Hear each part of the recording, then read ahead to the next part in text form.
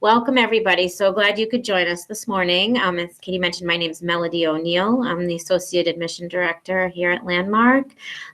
This is my 26th year at Landmark, so I've been here for quite some time.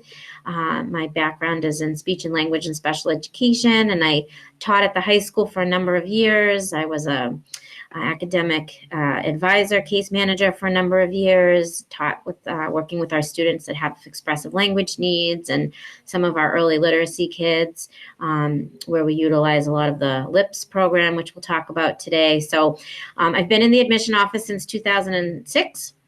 So I've been here for a while, and not only have I been involved with Landmark professionally for a long time, but also personally, my two kiddos both have dyslexia, and my daughter spent a couple summers here and is kind of remediated, so to speak, and off and doing great. She's in high school now, and my son is a current student over at the middle school program. So I'm also personally involved with Landmark as well as a parent. So as Katie mentioned, we're going to run through a presentation this morning. I will take you through that slideshow. And then when I finish up, you'll get to hear again from some administrators and our students. They are always the best resource of information. Please do ask them questions.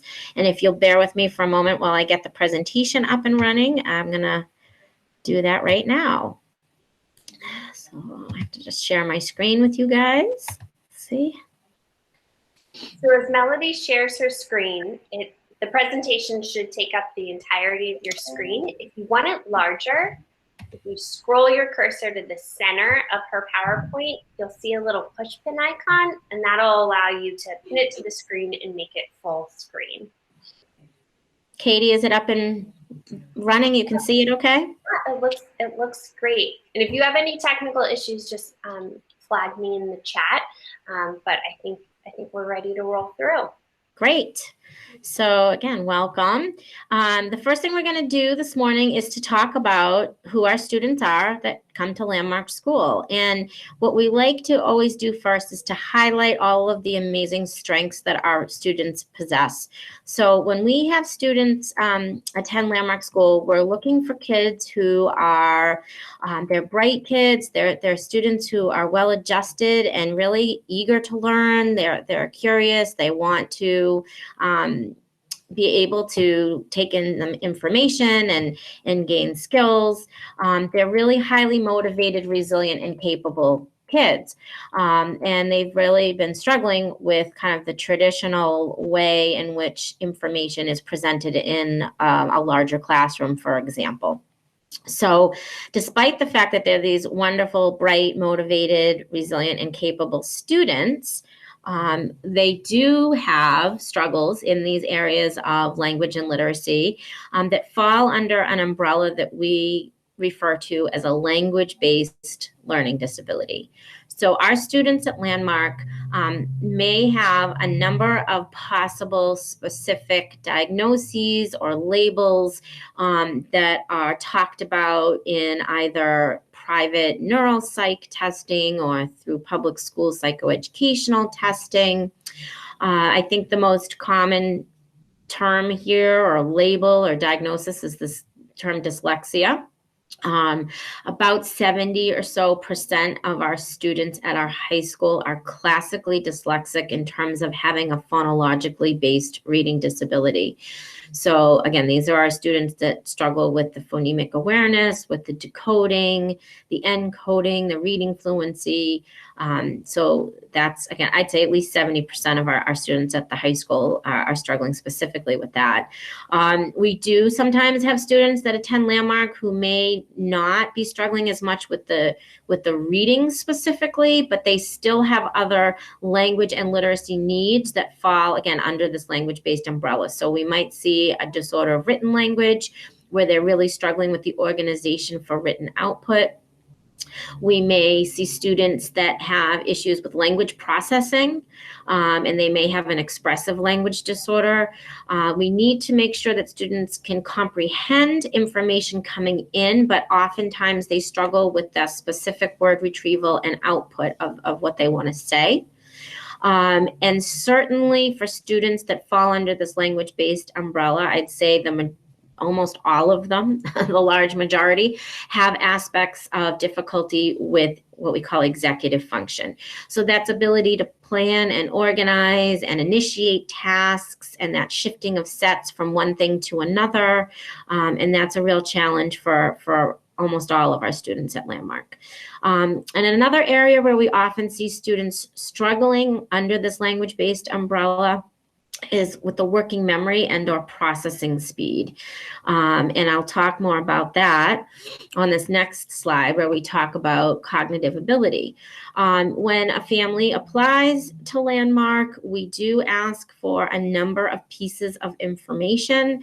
It's a pretty comprehensive application process, but the reason we are asking for so much information is we really want to ensure when we accept a student to Landmark that they're going to make effective progress, they're going to be able to access curriculum and feel successful. And we do work with this very narrow piece of the pie in terms of our student profile. So one of the elements of the application process is to ask for testing within 3 years of date of application. And specifically in assessing the cognitive ability, we ask for the WISC, which is the Wessler Intelligence Scale for Children. Again, it's the most commonly used cognitive battery, and either on private neuropsych testing or public school psychoed eval, this is usually the measure that's used. Areas of strength for the Landmark profile includes verbal comprehension, fluid reasoning, and visual spatial integration. So that's the student's comprehension of basic vocabulary and information coming in.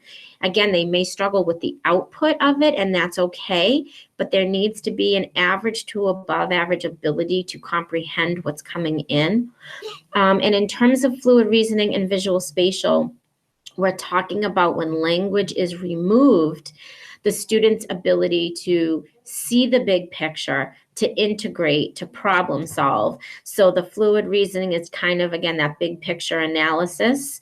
And the visual spatial is kind of, if you think of the architect, where you're putting things together to see the whole. So these are all visually based tasks that are nonverbal, so they don't rely on language. Again, this is typically where the Landmark student profile is the strongest.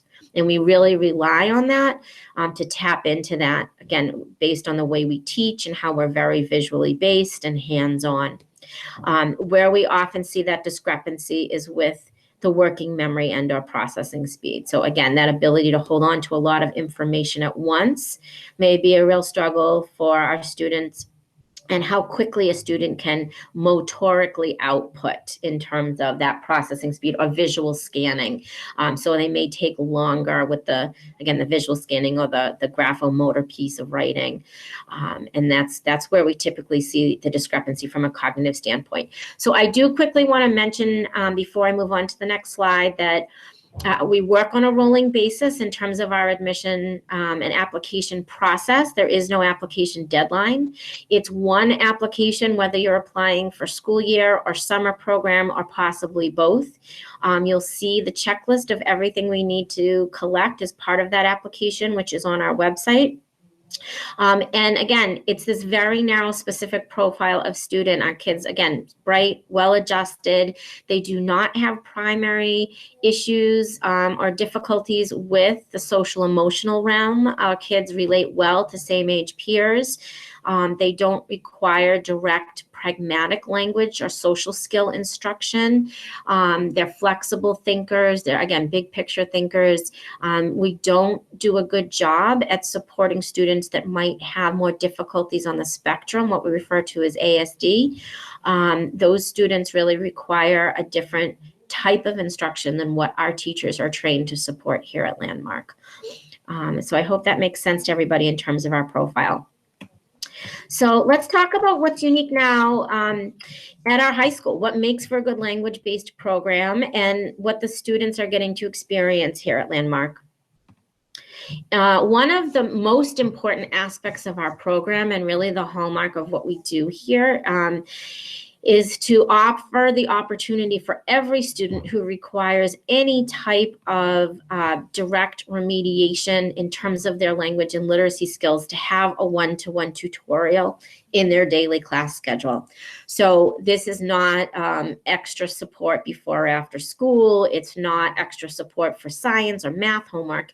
It's a language-based tutorial that's specifically targeting the literacy and language skills. It's based off an individualized, curriculum of a diagnostic of goals, where we look at everything from decoding to encoding to reading fluency to reading comprehension, written expression, study skills. So any and all of those things can be incorporated into the tutorial. No two tutorials will look the same. In this class, again, it happens for 50 minutes every day, just like the other classes, small group classes that are 50 minutes. At Landmark High School, we start our school day at 7:50. We end at 3:15. And it's the same set schedule every day, with classes being 50 minutes each. And this one-to-one tutorial is one of these classes. For students who come to Landmark in 9th, 10th, 11th grade, or even possibly a senior year, if we notice that through testing that they're still significantly behind in their basic word attack and decoding skills, they will go into a very specific type of tutorial that's called an early literacy tutorial. We probably have about 80 or 90 of the 300 students at our high school that are taking the specific type of tutorial. What we do in this tutorial is we utilize a lot of the Linda Mood Bell LIPS program. If folks have heard of other phonetic-based programs like OG or Gillingham or Wilson, LIPS is another one of these phonetic-based structured reading programs that supports the development of the phonological awareness. It's the most multi-sensory of all the programs. It brings students back to the basic sound symbol correspondence, and we find that our students really do very well using that. That said, we do not want to have just one tool in the toolbox. We bring in elements of other programs as well, like Seeing Stars and Wilson and Read Naturally for fluency practice and other things. But we do utilize a lot of the LIPS program in those specific early literacy tutorials. For students who have solid decoding skills in place already, they would be in a more traditional tutorial working on other skills such as writing skills and higher level fluency and reading comprehension strategies. Another thing that's very unique about Landmark School is our small class size. So we are an approved program by the state, which means we cannot have more than 8 students in a class. The average size, again, 6 to 8. Sometimes our classes are as small as 4. We're grouping students in classes based on their ability level. So very often we'll have calls in the admission office where families will ask something like, is your 10th grade sophomore class full for the fall, or is your junior class full? That's not how we admit students to our program. We take students until we're full as a school, as a campus, until all of our tutorial teaching periods are full, because we're not always worried about keeping all 9th graders together or all 10th graders together. It's more important to look at, for example, students in a language arts class. Are they all working at the same pace? Do they have the same skill sets? Are these students that are still struggling with basic sentence and paragraph structure? Or are these students that are now writing multi-paragraph or multi-page essays?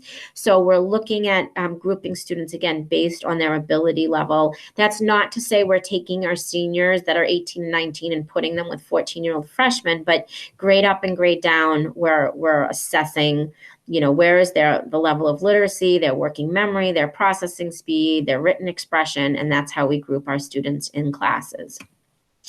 As I mentioned, we are an approved program, so we follow the Mass curriculum frameworks. Students are taking typical content classes that they would have at any public high school. They're going through biology and chemistry and U.S. and world history and algebra and geometry. It's just that the delivery of instruction at a language-based program such as Landmark is very different than how they would be learning that content in a public school classroom.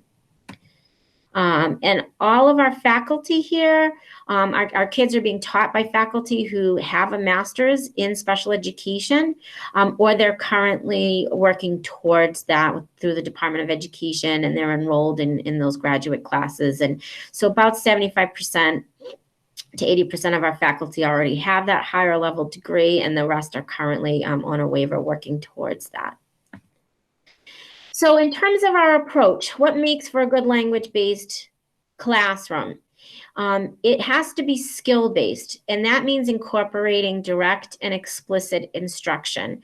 That means that throughout the day, the student is receiving consistent methodology, whether they're in a history class, an English language arts class, or even like a science class. If they have to do a writing assignment, for example, we're teaching them that 5-step writing process. We're teaching them if they have to study for a test, how do you effectively preview the relevant vocabulary? How do you take good 2-column notes on information? How do you organize your note cards for test taking? And it's so the skill-based instruction that's happening consistently across curriculum. We want students to be able to internalize these skills so that they become automatic. And really the only way to do that is to have, again, consistency in all of the classes, not having every teacher teaching in a different way. We do have at our high school campus 3 distinct programs. When a family applies to Landmark, you're just applying to Landmark High School as a whole.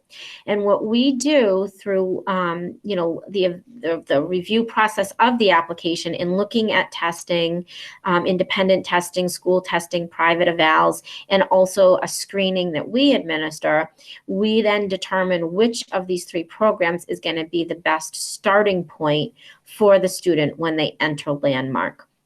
I want to mention that there's fluidity within the 3 programs. As a student develops skills and makes progress, they may move from one program to another, but I want to take you through what the 3 programs look like. So the first program is called our Founders Program. This is the largest majority of the students at Landmark High School that are in the Founders Program. So the way their daily schedule would look is they will be taking a math, science, and social studies class. They'll have their English language arts class to focus on grammar and written composition.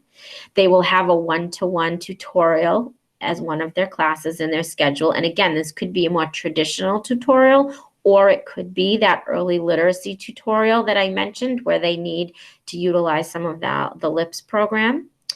And then the 6th academic in their day, because there's room for 6 academic classes in their schedule, we will determine based on a student's profile. If we have a student starting with us that's really behind in the basic literacy skills, they may be assigned an extra small group reading fluency class in addition to their one-to-one tutorial.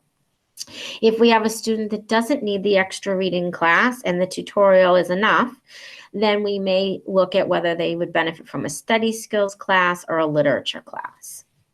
And I promise I'll get to the fun stuff later on. For any students that are joining us, you do have an elective in the day and something fun that you get to take, and I will get to all of that after we work our way through the academic piece of it. The second program at the high school is our Expressive Language program. We probably have about 90 or so students that are in this program. Very, very similar to the Founders program. If you look at the schedule that's listed there, math, science, social studies, English language arts, one-to-one tutorial, that's all the same. The main difference for the students in the Expressive Language program is that they have been identified either through having speech and language testing, or through their private neuropsych, or some of the testing that we do here. They've been identified as having difficulties with that expressive language piece, that ability to retrieve language, to output, to organize their thoughts when they're communicating with others. So the 6th academic class in their day is an oral expression class. And that class works on strategies like, for word retrieval, vocabulary development, synonym, antonym, figurative language, multiple meanings, understanding of idioms, how to, they'll work on skills like how to talk about your weekend from beginning to end in a clear, concise way, incorporating some more sophisticated vocabulary. So that's the main difference in the schedule for the students in the expressive language program. A lot of students that are in either founders or expressive language, they don't even necessarily know that they're in one program or the other because it's really just a difference of that one class. The third program at the high school is our prep program. The prep program is a little bit different from the other two in that if you're looking at this schedule here, the one major component that's missing and been replaced with something else is that one-to-one tutorial. We have usually about 40 to 50 full-time students in our prep. And the profile of the student who's ready to be full-time in the prep is a student who no longer requires any literacy remediation. This program is for students who are reading at grade level in terms of their decoding and their reading fluency skills. They really don't need to work on any strategies, again, for decoding or fluency or the encoding spelling piece. And the focus here is to spend more time on the executive function study skills and the higher level essay writing and research writing skills. The pace, volume, and complexity increases a bit more because we know that these students are now reading fluently and they have a good sense of basic paragraph structure. These students need to be able to put together a two to three paragraph essay and have, again, a good sense of the structure of that. So we're able to give them more in terms of the reading and writing demands. We're still utilizing all of the landmark teaching methodology, very hands-on, visually based, the kinesthetic, lots of repetition and review and spiraling back, and the consistency across curriculum. But again, they do not have the need for the literacy remediation. So they're taking math and science and social studies. Their English language arts class is referred to as grammar and composition. And then they have a specific literature class and a specific study skills class in their day. We do, on a given year, typically have about 40 or so kids that are doing some type of combination of programming. So they may be in our Founders program. They may still need the one-to-one tutorial for literacy, but maybe they're taking a prep level study skills or literature class or a social studies class within the prep program, if that's an area of strength for them. So the main thing to take away from these three programs is that we are a college preparatory high school as a whole. All of our kids are really bright and college bound, and how bright they are has nothing to do with what program they go into. It just has to do with the skill sets that they have or they don't have in place when they start with us. And again, there can be movement within the programs, the different programs, during their years at Landmark. So I hope that makes sense to everybody. Study skills is an integral part of what we do here at Landmark. So whether a student has a specific study skills class in their schedule on a given year or not, they are being given specific study skills instruction across curriculum. We talked a little bit about this already, but for the student to develop and internalize these skills around how to take good two-column notes, what is the 5-step writing process from going from a brainstorm to an outline to a rough draft to an edit to a final draft, previewing relevant vocabulary, again, the test taking strategies, how to paraphrase information. These skills are really important to teach directly, explicitly, and for our students when they graduate to have these strategies and skills in place to take with them when they go to post-secondary education. Another thing that's unique about Landmark School is the role of the academic advisor.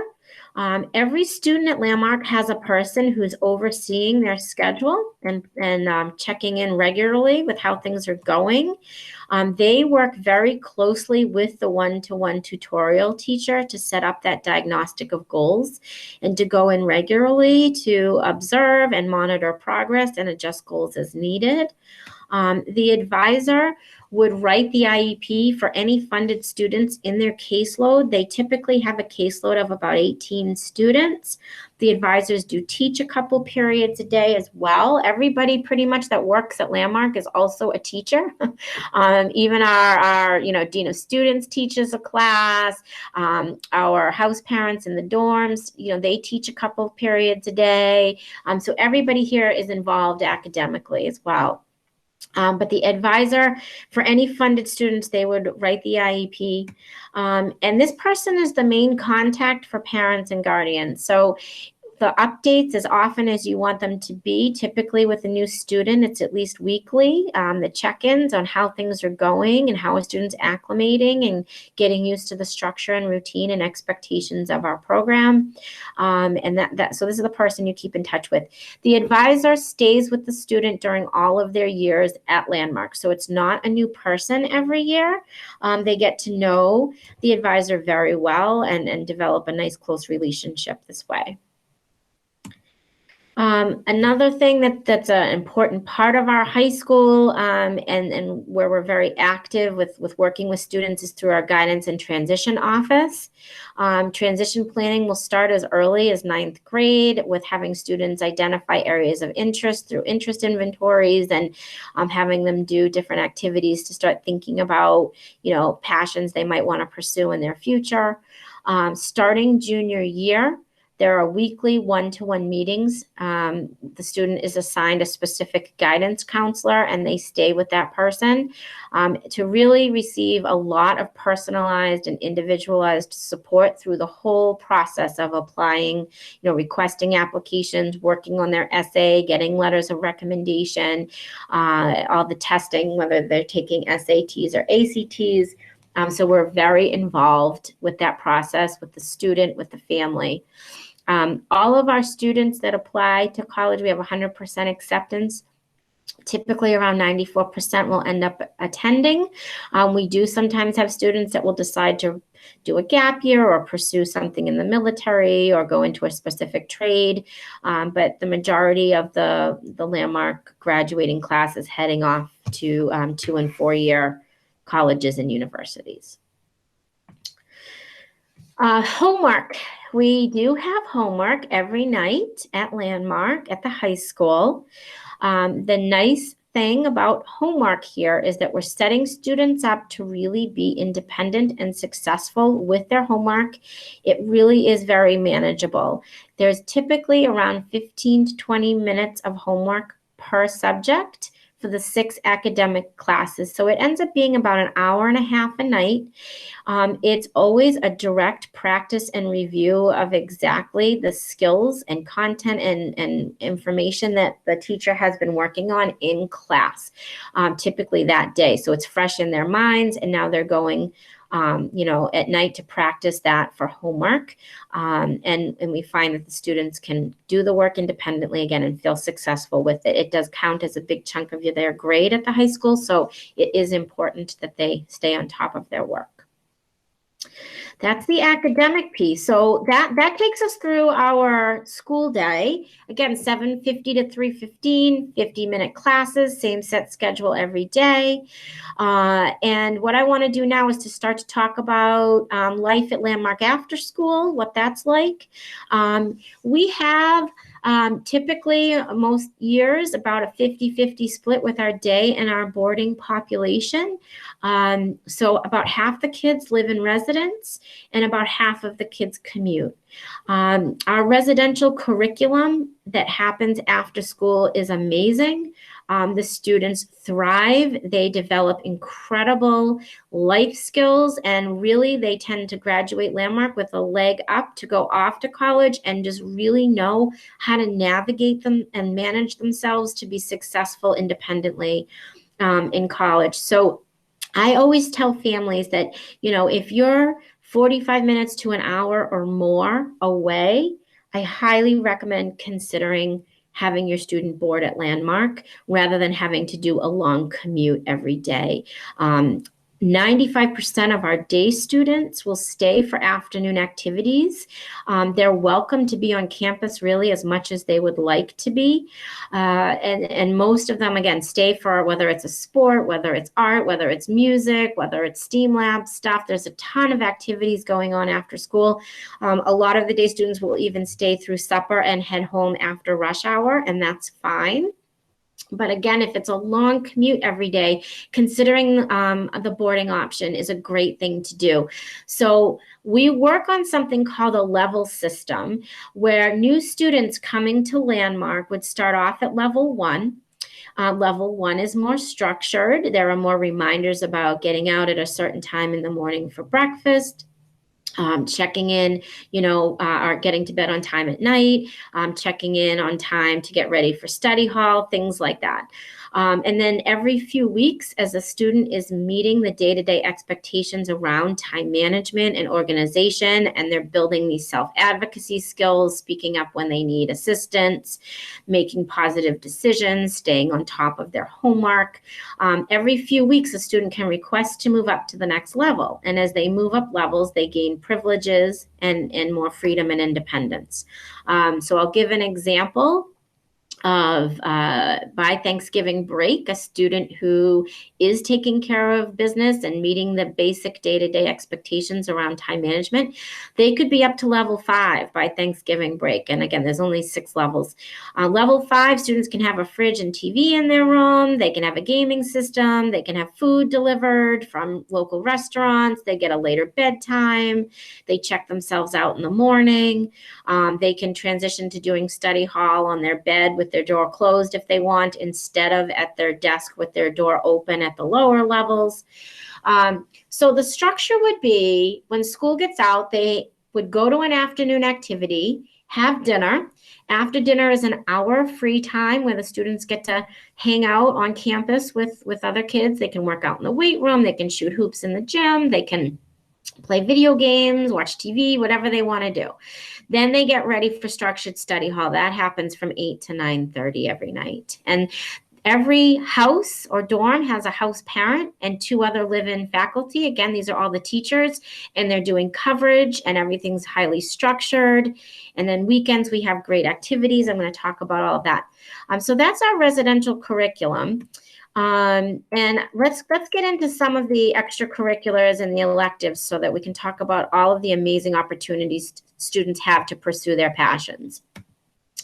We have an unbelievable visual arts department, all kinds of 2D, 3D media art and photography. We have things like drawing and painting and printmaking and ceramics and digital art. We have an amazing performing arts department with chorus and dance and drama. Theater tech, kids taking music lessons after school. So again, these are options for an elective during the school day, and also options after school as an afternoon activity if a student is not participating in a sport. For our athletic program, we participate in a league where we compete with a dozen or so other private schools in the area. In the fall, we have soccer, cross country, golf, and girls volleyball. In the winter, we have wrestling, swim team. We have indoor track and basketball. And then in the spring, we offer tennis, lacrosse, baseball and softball, sailing,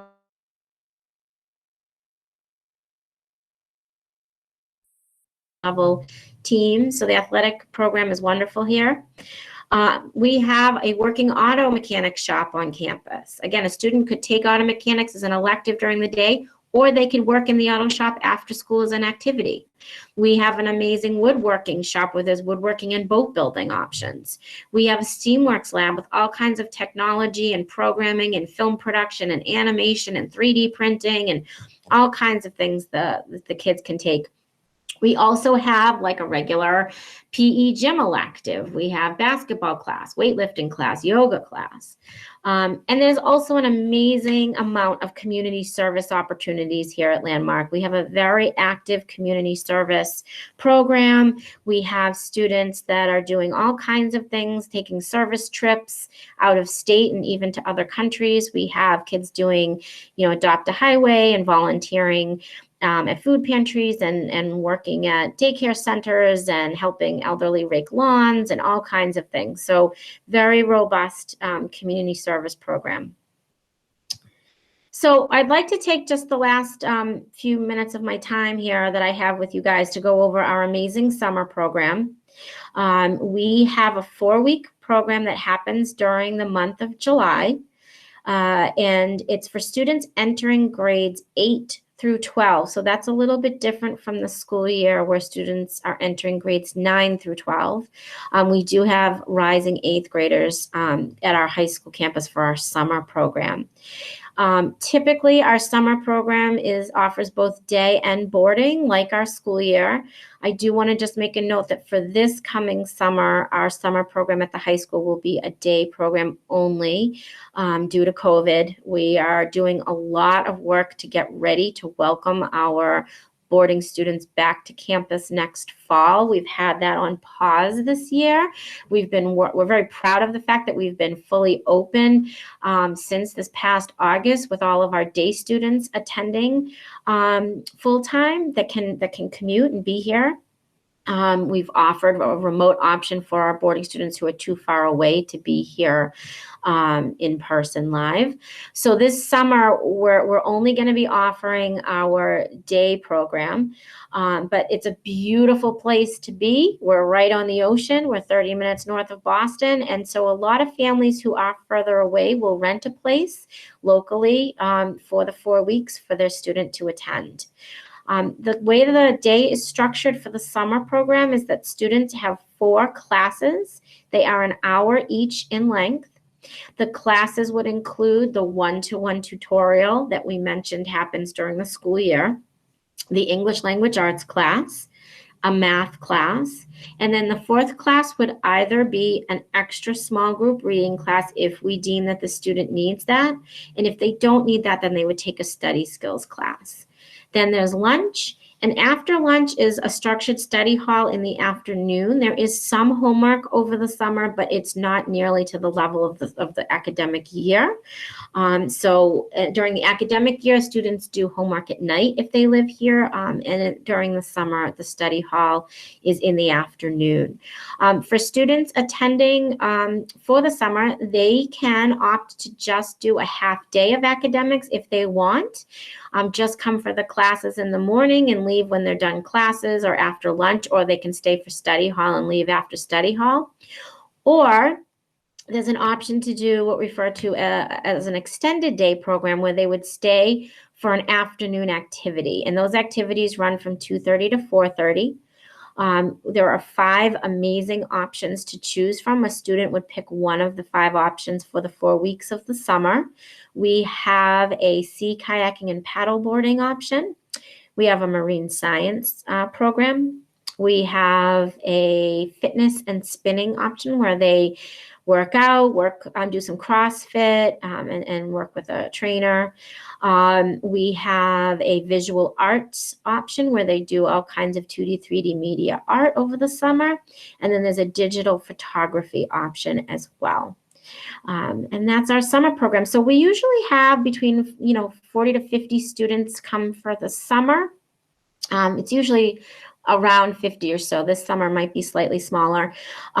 We have usually 15 to 20 of the students that join us over the summer that are going to be new students during the school year. And they're using the summer program as a way to transition in, to get acclimated, to meet some friends ahead of time. Typically, whoever their academic advisor is for the summer would stay with them in the fall, so they get to develop that relationship ahead of time as well, which is really nice. So there's some wonderful benefits to coming for the summer, again, especially if a student's going to be new in the fall. And then I'd say, 2/3 of the kids that are here for the summer may be doing okay where they are at their other public or private school, but they need some skill development with study skills and writing skills, and they bring those strategies back with them wherever they return to for the academic year. So I've gotten through that's the presentation, and I hope I was able to answer a lot of questions that people had about Landmark as I went through that information. Let me stop sharing here, and I'll turn it back over to Katie to start introducing some of our administrators, and we can start some Q&A. Perfect. Thank you, Melody. Yeah. All right. I know that's a lot to digest, so I'm glad we do have this additional time to take on questions. Again, as a reminder, at any point, we'd love for you to type a question using that chat bar feature in the top right corner. Also, if you'd rather just voice your question, just type the word question, and then we can have you unmute so you can ask your question that way. I'd love to invite some of the panelists who are beginning to join to introduce themselves and describe their role here at Landmark. So first, Bob Bruno, good morning. Good morning, Katie, and thank you, Mel, for that wonderful overview. My name is Bob Bruno. I'm head of school here at Landmark, and that's something I would call an honor and a privilege. I don't like to date myself, but I will. I've been here since Landmark opened in 1971, so that's 50 years, and there's a reason for that. This is an amazing place, and what I'd like you to do today and after this meeting is make sure you're asking all your questions and trying to get a sense of the culture and the community here. And so what I always like to say is that Landmark is more of a medical model than an educational model. It's diagnostic, it's prescriptive, it's customized, it's individualized. So when a student comes here, the admission team does a tremendous amount of work on the diagnostic piece, working with the neuropsychs and our own testing, and says, who is this child as a learner? And if the child is a fit for Landmark, then we prescribe a program for that student. So no matter how many kids we have in the school, none of them have the same program. They might have the same classes, language arts, math, science, but they're placed in classes according to their skills, and the tutorial is designed for them. There's no set model for tutorial other than how do I teach this child what this child needs based on the way they process. So it's a pretty unique environment where the people here are passionate about and care about the students, become close with the students. My favorite day is when one of the juniors or seniors challenges me to race up the hill, and we just laugh about it. It's just getting to know the kids, but as learners in the social world, in the athletic world, and helping them grow as individuals and then become totally independent people. And then you get to graduation and 100% have multiple options for college, and most of them didn't think that they were going to be able to get there. So it's pretty exciting, it's pretty emotional, and that's the reason why a lot of people have been at Landmark a long time. So with that, I'll stop, but I'll be on the call to the end pretty much, and if you have any questions for me, I'm more than happy to answer them. Thank you, Bob. I'm glad you could be here with us. Bill Barrett, head of the high school. Would you like to say good morning? Absolutely. Good morning, everyone. As Katie mentioned, my name's Bill Barrett. I'm the head of the high school. I'm sorry you can't see my face. We have very strict protocols at the high school campus. We've been open since August 25th. We're very proud of that, but we're also very rigorous in terms of our mitigation strategy. So it's great to have you here. This is my 25th year at Landmark School, my 6th year as head of the high school. In addition to being an administrator, I also teach a class. All of us on the administrative team teach at least one class, helps keep us connected to the students and to the faculty, quite frankly. My wife, Christine, also works at Landmark School. She's a department head in our early literacy department, and this is her 25th year as well. So truly, I think when I answer your questions, it always comes from that professional side, but I think also a little bit of that personal side. You know, my wife and I have committed most of our professional lives to this institution because we believe in the mission. We love working with the students and the faculty. So it's, I think we're honored that that you're considering Landmark, and thank you for taking the time out of your day to be here, to meet us, to get to know our programs a little bit, and ask questions. Thanks, Bill. Rob Genatelli has also joined the call. Rob? Good morning, everyone. Thank you for spending some time with us this morning. As Katie said, my name is Rob Genatelli. I'm the Dean of Students here at the high school campus. I'm also in my 25th year as the Dean of Students. I live on campus with my wife and children, although they're both grown. One is off in another school working, and my youngest is a senior at Bryant University. I'm very excited to be here and look forward to answering any of your questions. Thanks for spending some time with us. One more, Ariel Martin-Cohn, welcome. Hi, I just dropped in at the right minute. I'm Ariel. I'm the Assistant Academic Dean. I oversee academic scheduling and the tutorial. I help with MCAS testing, and I'm also the director of the summer program. So if you have questions about classes or homework or summer or MCAS, I would be happy to answer them. All right, thank you so much to our administrators for taking the time to join. As I mentioned, in 10 to 15 minutes, we'll have some students join as well. But this time is kind of allotted for questions for our administrative team here. There's already some good questions in the chat.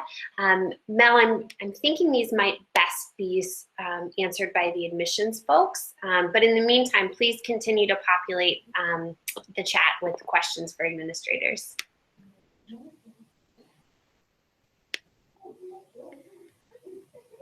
Did you see the questions, Mel? So I'm sorry, I'm just going to ask you if you wanted me to. Okay, so let's see. I'm just opening this up right now.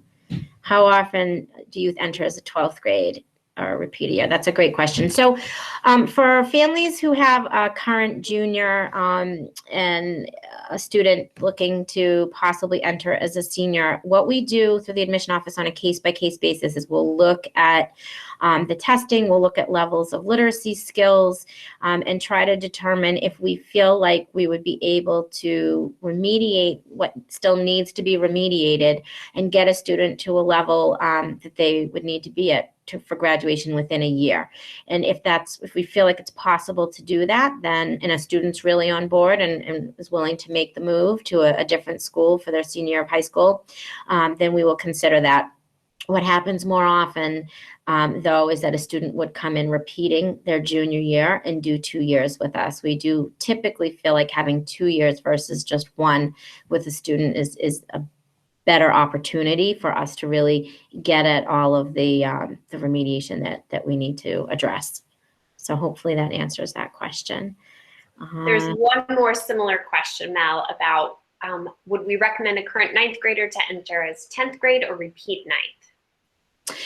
Okay, so typically we would not recommend a student who is a current 9th grader to come in repeating 9th grade. Usually them coming in, if they're 9th grade now, for 10th grade is going to be fine.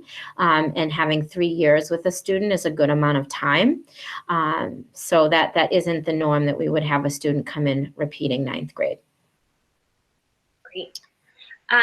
Amanda has a really good question that I think we should certainly address to the students as well, that experience of leaving your current school and joining Landmark. But I think Rob could also speak to that from the Dean of Students perspective.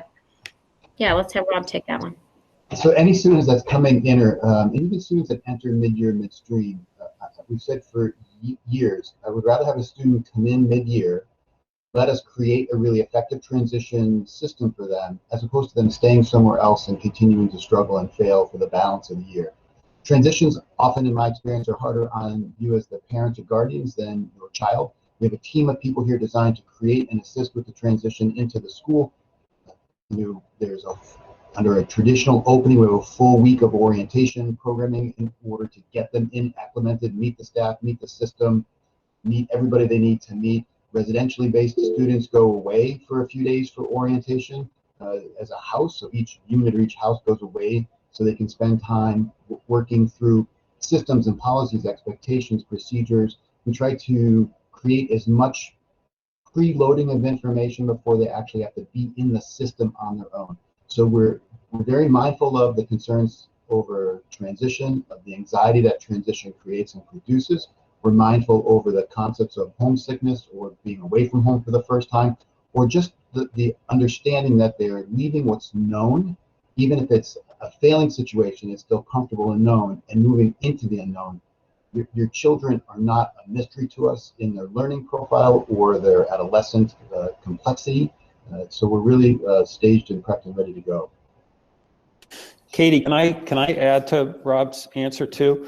Just Amanda, in terms of you mentioning like a ninth grader loving her current school, and we've run into this before, and I describe it as kids who hate school but love their high schools. You know, they love their friends, you know, the social life, sports, whatever activities, you know, and we deal with that. And I think my answer would be, keep in mind, our goal is to provide the language remediation that our students need, whether that's the academic advisor model, the small classes, the one-to-one tutorial, like that's the primary goal. But a very close second is also to provide a real school experience. Like I recognize that kids, even if they're struggling, even if they're failing, they love those pieces of high school that we all can look back on and say, I love those things too, and I want those for my child. And I think, you know, that really is our goal, whether it's our league affiliations in both male and female sports, whether it's our performing arts department, you know, whether it's the scope of the residential program in terms of community nights and things like that, or the fact that we have a prom, you know, and all those things that really make it high school. We recognize that our students at the end of the week or whenever they come home, if they're day students at the end of the day, they're probably not going to rejoice and tell you all about tutorial. You know, they're going to tell you about the soccer game they participated in, or the lead role that they got in the play, or the dance that we're having, you know, things like that. So I think, you know, I think it's just important that we share that with you guys. Our goal is to be a real school for our students. Thank you, Bill. That's really helpful. Rob, there was a question about students participating in off-campus activities. Can you speak to that? Absolutely. So the challenge in around that, the easy answer is yes, but we certainly afford students the opportunity to continue to explore their passions and their interests external to school, especially under the belief system that they have always given up something. Ours are the students, yours are the students that couldn't go out to recess because they didn't get their homework done or their classwork done, couldn't do sports because their grades weren't where they needed to be. So we really tried to push against that belief.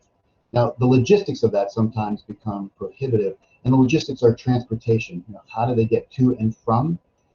And the timing of it, does it fit inside the model of what we do? So the easy answer is yes, we kind of rest into that. We have kids moving to and from the equestrian centers and the gun ranges, because they were, you know, we had a boy years ago who was an Olympic skeet shooter that we supported. We've had kids moving through the performing arts aspect of it. So we really tried to create that. That's where we as the school and parents need to partner to figure out all the logistics. It's doable. Thank you. Ariel, can you describe Saturday school? Absolutely. So it's not as painful as you might think. The high school that I went to had just regular classes that happened on Saturday. And so you'd have chemistry at 8 a.m. on a Saturday. Our Saturday school happens 8 times a year, and it's workshop driven. So it's where we do our transition workshops for 9th, 10th, 11th, and 12th graders. So curriculum that's focused on post-high school planning, understanding their learning profile, learning how to interview for a job or apply to a job. It's where we do our health curriculum, both for mental, physical, and sexual health. And it's also where faculty get a chance to do community-based or community service-based activities. So there's a new slate of activities each Saturday school. Students sign up in advance so they have some agency and some choice about what to do. It runs from 8 to 12 in a normal year on campus. Dress code's relaxed, and it's not that bad. So I think kids generally find that the workshops are valuable and worth their time. And we can certainly work with families if your children have jobs or other outside responsibilities that might conflict with some of those dates.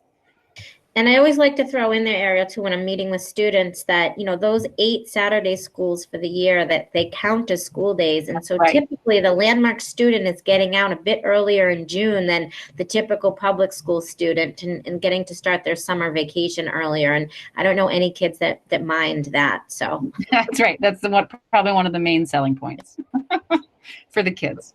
Forget the kids. I don't know any of the staff that work here that mind that either. Melissa, you had your hand raised. Do you want to unmute and ask your question? I'm sorry.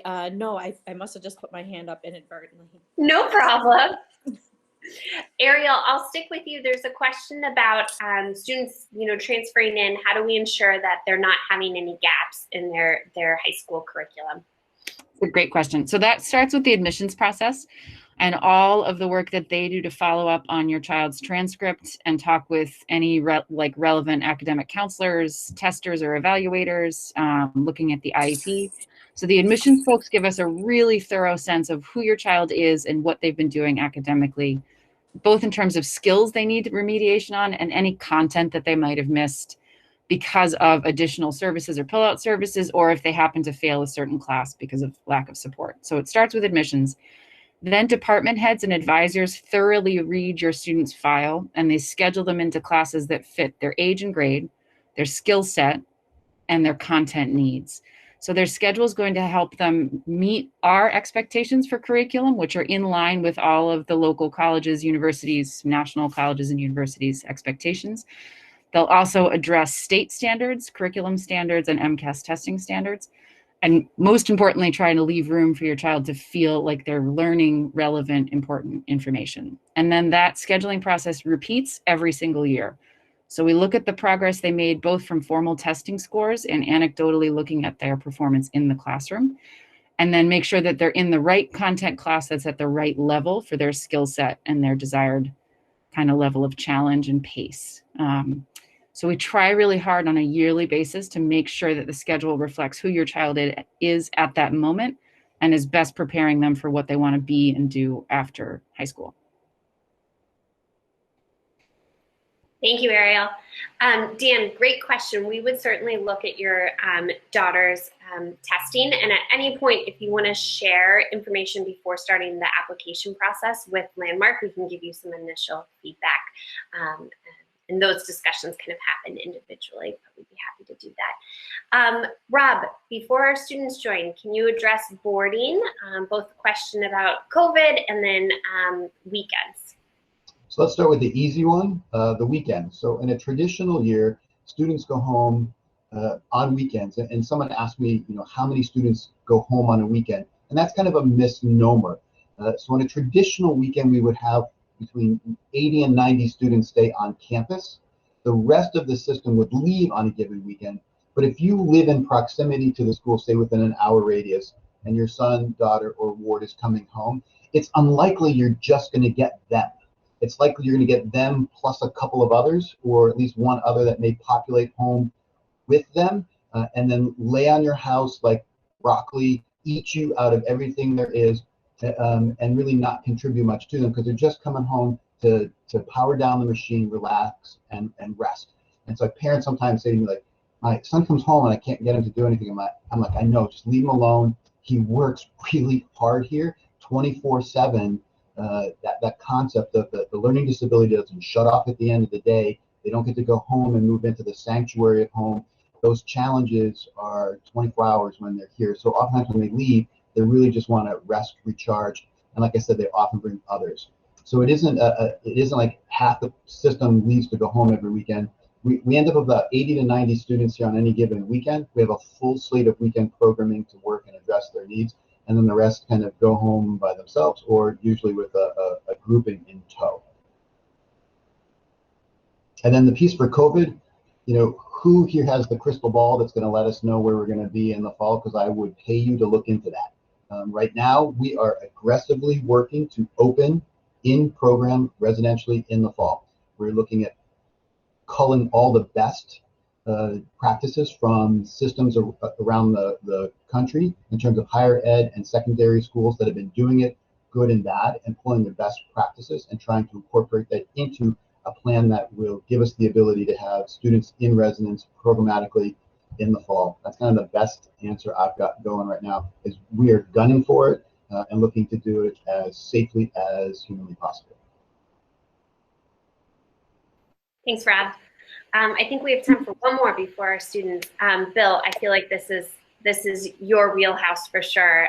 How do we support students into finding their passions? I love that question. I think that really I would speak one to the model of Landmark School. You know, we are going to get to know students naturally because most of our students have a tutorial where they're getting to, you know, to know their tutor. They're spending 50 minutes a day with that one adult.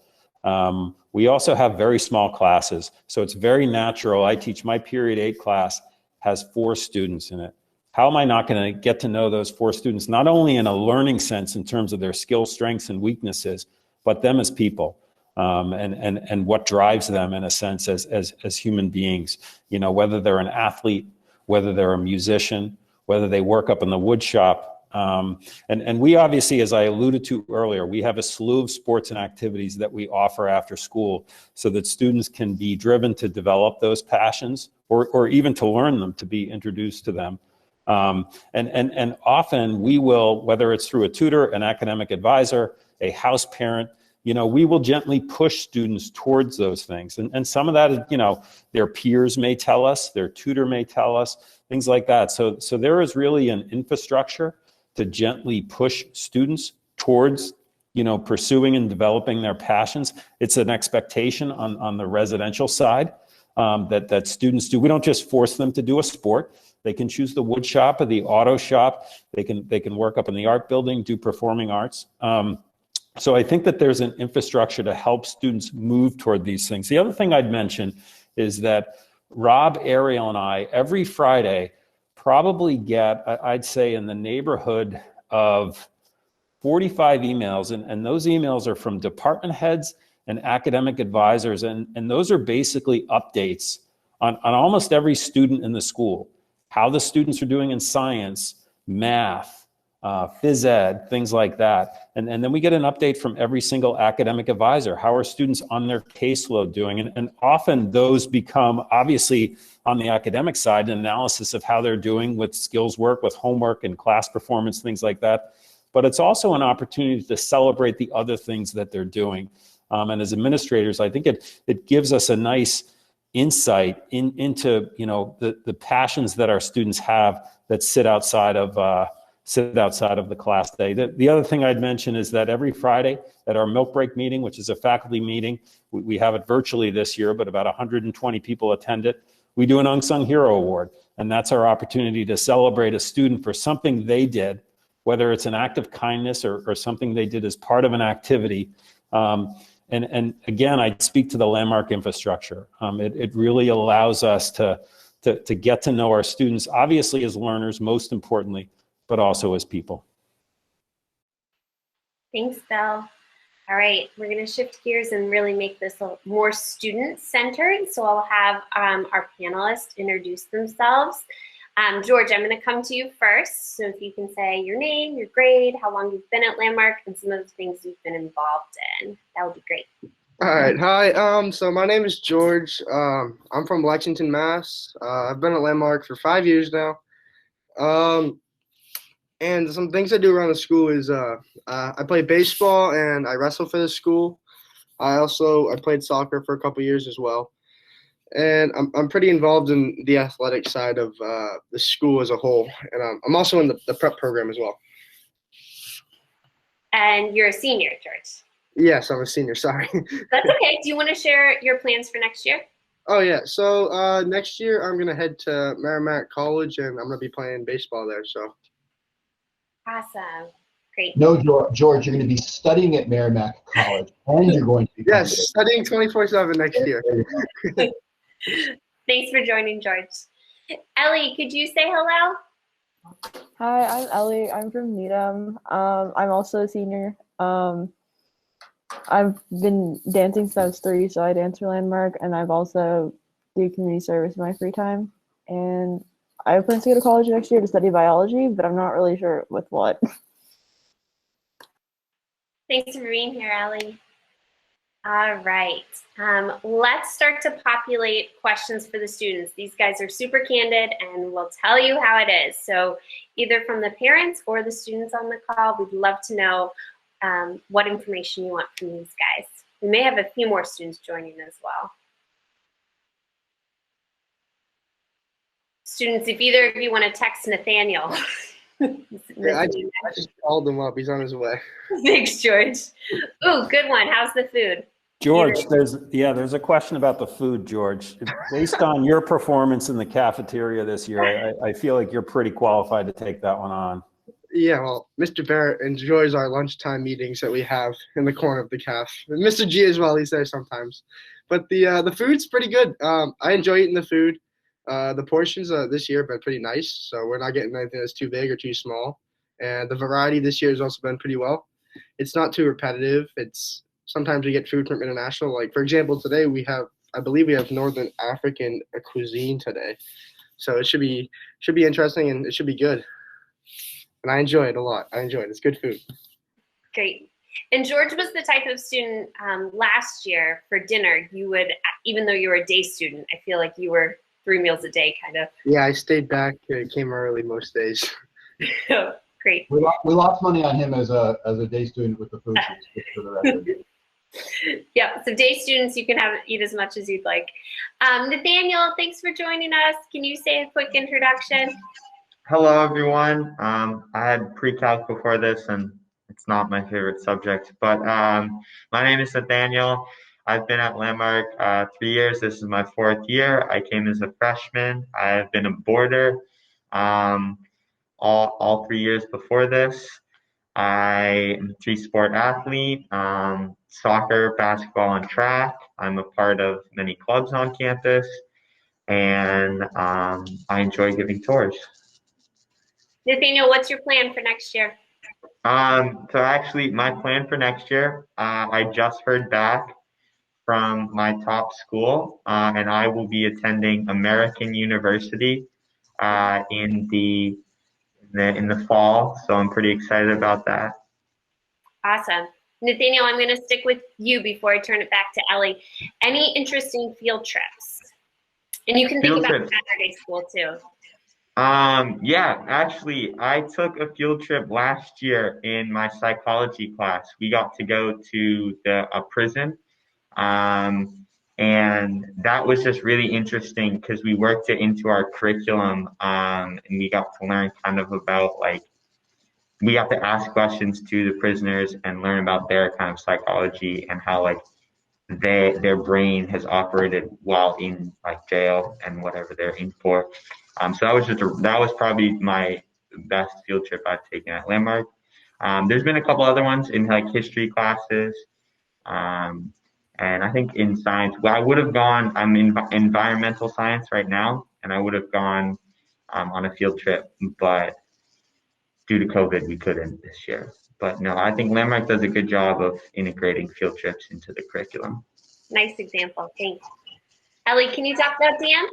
The dance program? So before I came to Landmark, I actually was a ballerina for 12 years, and so that was exhausting with school on top of that, so I decided to drop that my sophomore year and just dance for school.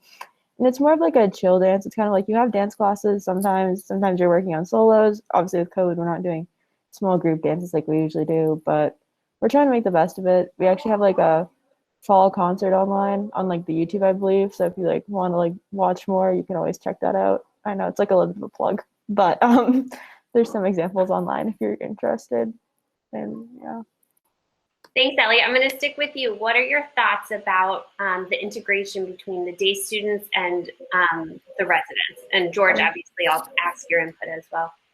I think everyone's like kind of just like one family. There's not really a divide, I don't feel like, except for like the first couple days of school because it's like new. But a lot of my friends lived at school, so I got pretty used to staying after school for long periods of time. Great. George, what are your thoughts? So for me in the boarding and the day student combo, it's been very inclusive.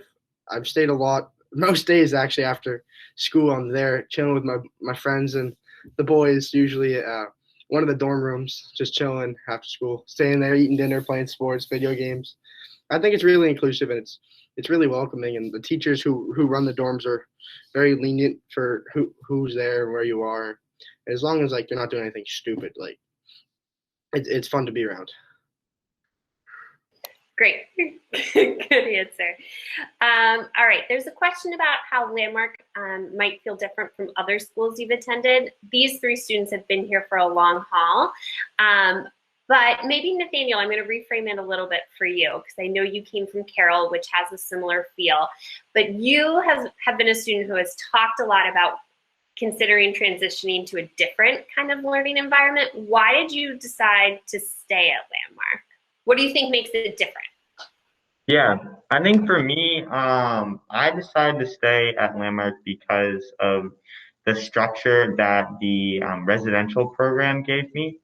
I felt that I have learned a lot from that, and my experience throughout my 3 years in it, and would have been 4th year this year. But yeah, I think the residential program definitely helped me stay, and I needed to learn some things in that program. But just more academically, looking at it, my senior year, definitely the classes I'm in this year have really helped me prepare for college. And in terms of like writing, I feel like if I went to another school, I don't know, with maybe bigger classes, I would have gotten like the support and maybe remediation on my writing skills before I went to college. So I think definitely the residential program, writing, and then also tutorial, senior year, that really, I think, helps. And just managing your time, that has been something that I've been working on, and I feel now prepared going into college. Awesome. Great examples. Thank you. There's a question about art. Do either of the 3 of you been involved in art? Yeah, I actually took 2 art classes my freshman and sophomore year. I took Foundations to Art, and then I took painting my 2nd year, both with Miss Pariner. She's actually having a baby now. But I enjoyed the art program. We have a really cool magazine called the Founders magazine. Yeah, Fathoms. And that's where you kind of display your art to the Landmark community. So I thought that was really cool. And then we also have a really nice art gallery on campus that boarders you can walk through, or any student if you have time in the day, and you can just see the artwork. And there's a lot of really cool artwork. I think actually one kid in my grade, I think Elijah, submitted his artwork to a nationwide program, and I think he got like acknowledgement for that. So we have some pretty good artists, and I enjoy the art program. Katie, can I jump in for 1 second? So I put something in the chat, which is a link to our art classes course descriptions. We don't offer any AP classes on campus, but we do have really structured and high level courses in most departments, including art. We have a portfolio course that's really designed for students who are looking to pursue visual arts coursework post high school. So some of them use it to create a portfolio to submit for college applications, and others use it to kind of cap their high school career and gather their best work. Students in our woodworking and in our STEAMworks classes can also participate in creating portfolios. So it's not exclusively limited to photography, drawing, painting, ceramics, or sculpture. Thanks, Ariel. All right, students, how do you balance athletics and extracurricular engagements and your athletics?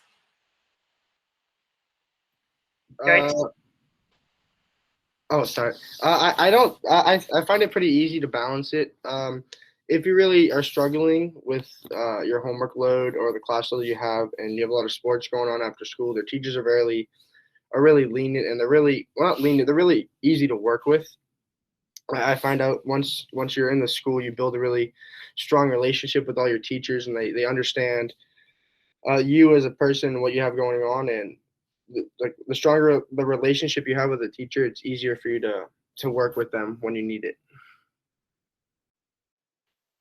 Great. Anything to add, guys? That was a good explanation. Good.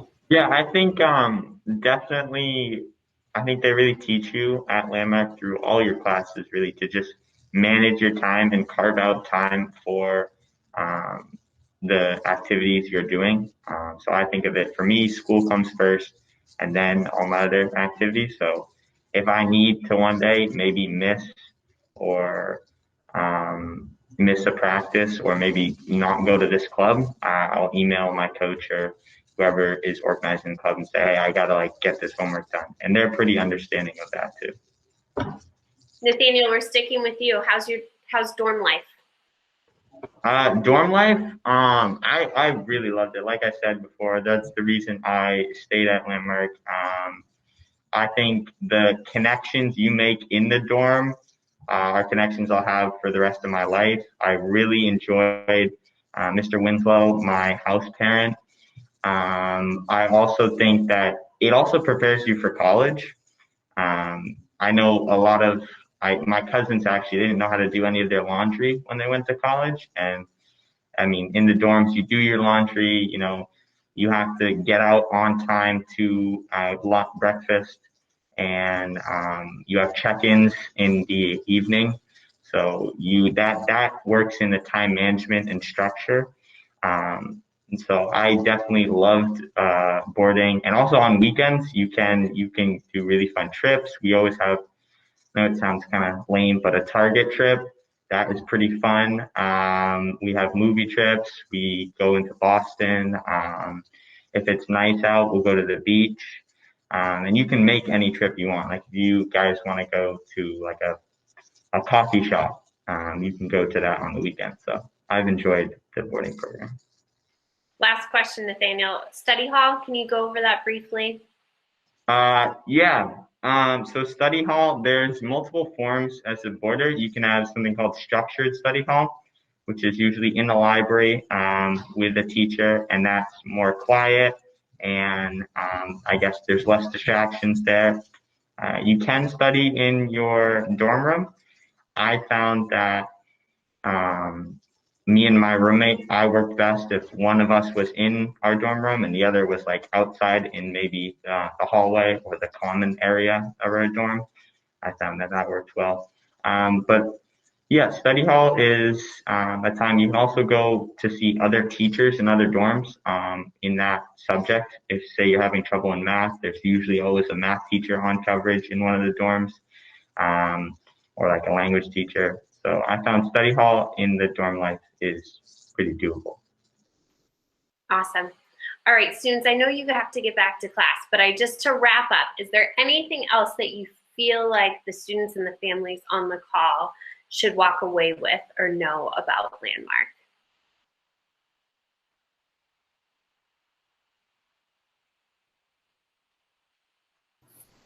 I would say you probably won't find another dedicated like group of teachers. Like last year I took pre-calculus, and that was a big leap. I was not exactly ready for that, but I decided to take it because I was like, I'm going to challenge myself this year.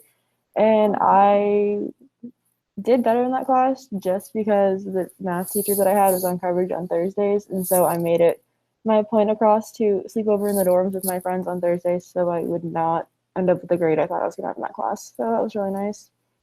That's a couple hours. So dedication right there. It's a great example.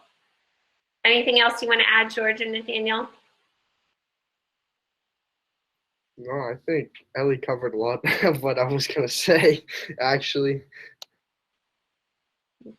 Yeah, I can just add one little thing. I think when I was, considering which high school I wanted to go to, I'm going to be honest, I wanted to go to a different one. Landmark was not my first choice, but I think my mom really looked at, I think, the bigger picture, and she saw the support that Landmark offered.